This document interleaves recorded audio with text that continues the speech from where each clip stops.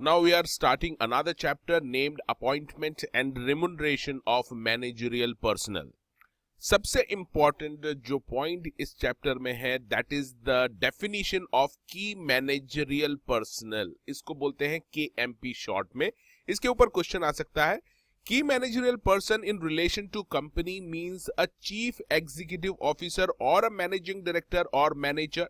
तो इसमें CEO आता है, CEO या फिर मैनेजिंग डायरेक्टर या फिर मैनेजर. और इसके अलावा KMP also include company secretary of the company, whole time directors of the company, CFO of the company, that is the chief financial officer of the company, and any such other officer as may be prescribed by the government. KMP पे definition आ सकती है, इसके ऊपर short note आ सकता है. आपको ये section भी कोड करना है. It is defined under section 2 subsection 51 of the companies act 2013. अब देखते हैं definition of the term managing director. Managing director has been defined under section 254 of the companies act 2013. इसकी डेफिनेशन बहुत ही सिंपल है. It simply says that managing director means a director who is entrusted with the substantial powers of the management. तो ये word आपको याद रखना है. ऐसा डायरेक्टर जिसके पास सब्सटेंशियल पावर है मैनेजमेंट की, उसको हम कहेंगे मैनेजिंग डायरेक्टर. और ये जो सब्सटेंशियल पावर है ये दी जा सकती है 4 वेज में. इसका मतलब मैनेजिंग डायरेक्टर को है जो है वो 4 तरीके से अपॉइंट किया जा सकता है. पहला by way of agreement with the company, यानी वो डायरेक्टर जो मैनेजिंग डायरेक्टर बनने वाला है वो MD का एग्रीमेंट कर ले, बनने का एग्रीमेंट कर ले कंपनी के साथ. सो एग्रीमेंट के थ्रू MD अपॉइंट हो सकता है, या फिर बोर्ड रिजोल्यूशन के थ्रू अपॉइंट हो सकता है मैनेजिंग डायरेक्टर, या फिर it can be appointed in the general meeting by way of resolution, यानी शेयर होल्डर भी मैनेजिंग डायरेक्टर को अपॉइंट कर सकते हैं. और चौथा तरीका है बाय आर्टिकल्स ऑफ एसोसिएशन, यानी आर्टिकल में ही आप अपॉइंटमेंट ऑफ MD कर सकते हैं, उसका नाम दे सकते हैं और MD को अपॉइंट कर सकते हैं.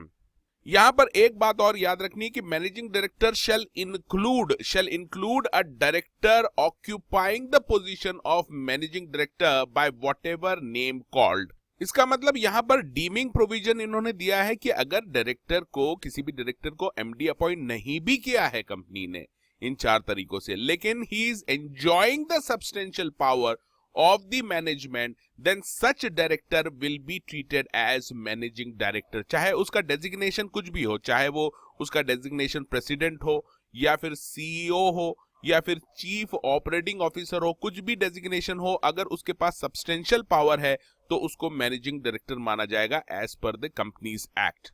अब यहां पर जो सब्सटेंशियल पावर वर्ड यूज हुआ है, इसका मतलब ये रूटीन जो मैटर्स हैं वो सब्सटेंशियल पावर में नहीं आते. So routine matters like affixing the common seal of the company, drawing or endorsing the checks or negotiable instrument, या फिर signing of share certificate are excluded from the sphere of substantial power. यानी अगर कोई check draw कर रहा है, endorse कर रहा है, तो उसको आप ये नहीं कह सकते कि इसके पास substantial power of the management है. Next thing you have to remember, a person should be a director before he is appointed as a managing director. यानी अगर कोई मैनेजिंग डायरेक्टर है तो वो बाय डिफॉल्ट उस कंपनी का डायरेक्टर तो एटलीस्ट है.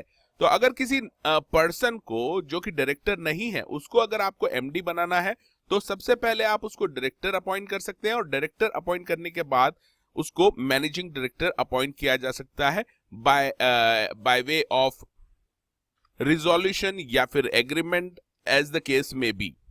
इसके बाद एक चीज आपको और याद रखनी है, कंपनी में have more than 1 managing director, यानी एक ही कंपनी में एक से ज्यादा भी मैनेजिंग डायरेक्टर हो सकते हैं. इसका मतलब मिस्टर X मैनेजिंग डायरेक्टर है और मिस्टर Y भी मैनेजिंग डायरेक्टर है, ऐसा पॉसिबल है. यानी 2 MD भी हो सकते हैं किसी भी एक कंपनी में.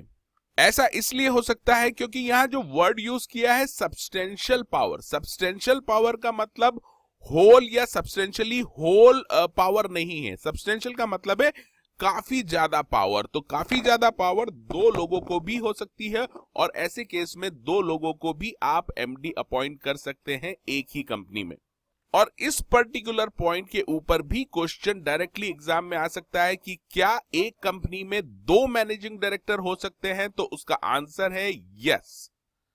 अब देखते हैं definition of whole time director. Whole time director नाम से ही क्लियर है, जो पूरा टाइम एक ही कंपनी को देता है उसे हम होल टाइम डायरेक्टर कह सकते हैं। सेक्शन 294 में होल टाइम डायरेक्टर बताया गया है।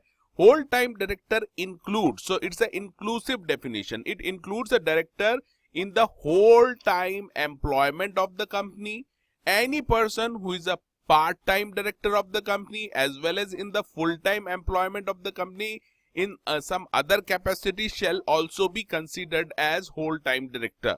तो यहां पर अगर आप ध्यान से देखेंगे होल टाइम डायरेक्टर की डेफिनेशन को, तो मेनली अगर कोई एम्प्लॉय है, वो एम्प्लॉय अगर होल टाइम एम्प्लॉयमेंट में है, फुल टाइम एम्प्लॉयमेंट में है, और उसको अगर आपने डायरेक्टर बना दिया है, तो दिस पर्सन यानी जो एम्प्लॉय है, इसको हम होल टाइम डायरेक्टर ही मानेंगे।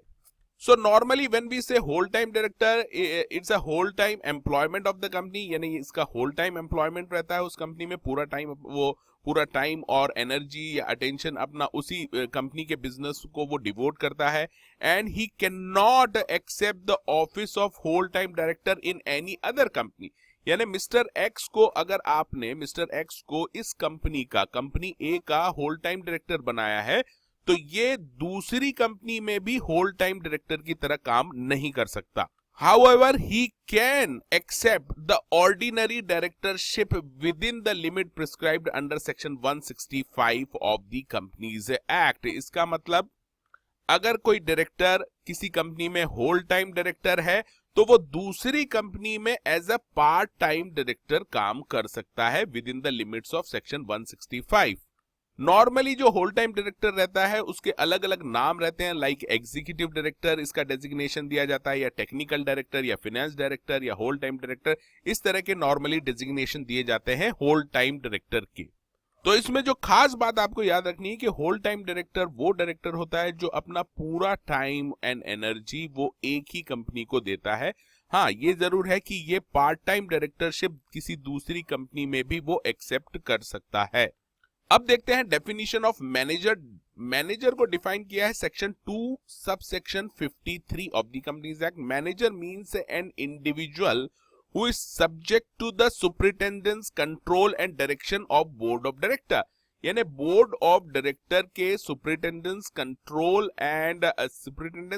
एंड डायरेक्शन के अंडर में रह के वो काम करेगा, and has the management of whole or substantially whole of the affairs of the company. ये जो वर्ड्स हैं ये आपको एग्जाम में लिखना पड़ेगा। Subject to the superintendence control and direction of the board of director who has the management of the whole or substantially whole of the affairs of the company, and it includes a director or any other person occupying the position of the manager by whatever name called, whether under a contract of service or not. Again, you have to remember that a manager of a company need not be a director of that company. It may be a director as well as the manager, or simply the manager of the company.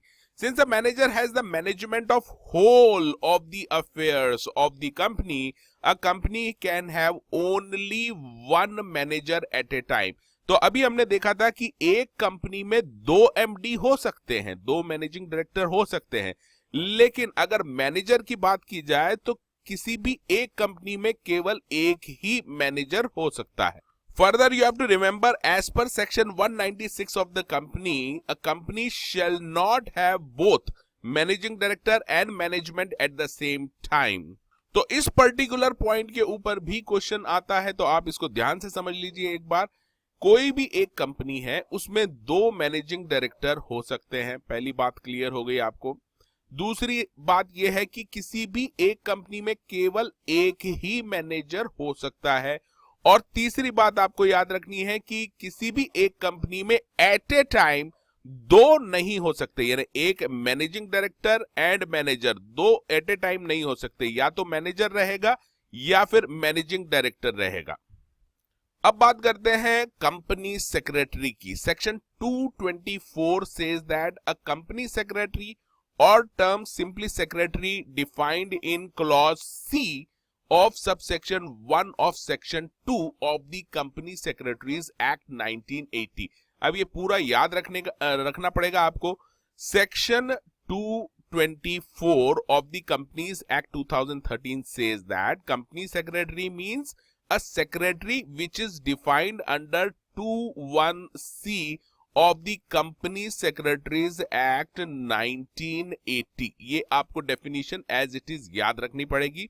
And who is appointed by the company to perform the functions of a company secretary under this act. अब बात करते हैं CEO की. Chief Executive Officer is defined under section 218.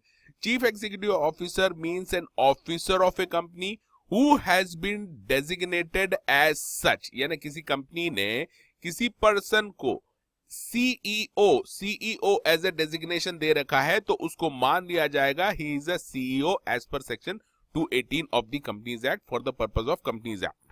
इसके बाद इन्होंने define किया है chief financial officer. It is defined under section 219. CFO means a person appointed as a CFO of the company. यानी किसी पर्सन को अगर आपने अपॉइंट किया है as a chief financial officer, then that person will be treated as CFO of the company under section 219 of the Companies Act.